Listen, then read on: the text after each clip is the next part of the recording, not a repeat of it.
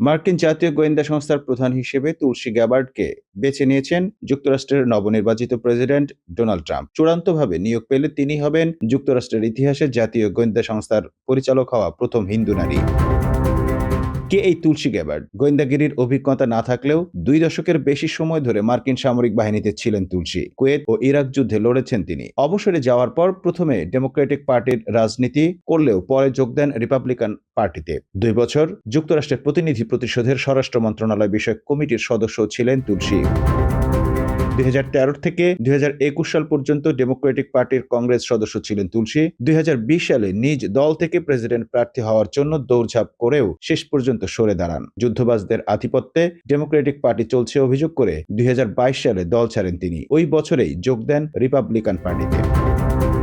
এবারের প্রেসিডেন্ট নির্বাচনে ট্রাম্পের প্রচার শিবিরের হয়ে গুরুত্বপূর্ণ দায়িত্ব পালন করেছেন তুলসী। গত সেপ্টেম্বরে ডেমোক্রেটিক পার্টির প্রার্থী কমলা হ্যারিসের বিরুদ্ধে নির্বাচনী বিতর্কের প্রস্তুতি নিতেও ট্রাম্পকে সহায়তা করেছিলেন তিনি। তুলসী গ্যাবার্ড বিয়ে করেছেন আব্রাহাম উইলিয়ামস নামের একজন সিনেমাটোগ্রাফারকে, যার বাবার নাম মাইক গ্যাবার্ড। মেয়ের মতো বাবারও দলবদলের ইতিহাস রয়েছে।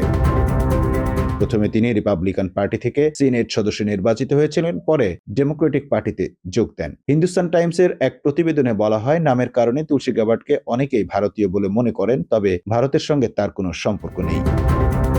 তুলসীর মা হিন্দু মতাদর্শে দীক্ষা নেন এবং সব সন্তানের হিন্দু নাম দেন। তুলসীও নিজেকে হিন্দু হিসেবে পরিচয় দেন। মার্কিন কংগ্রেসের তিনি প্রথম হিন্দু সদস্য।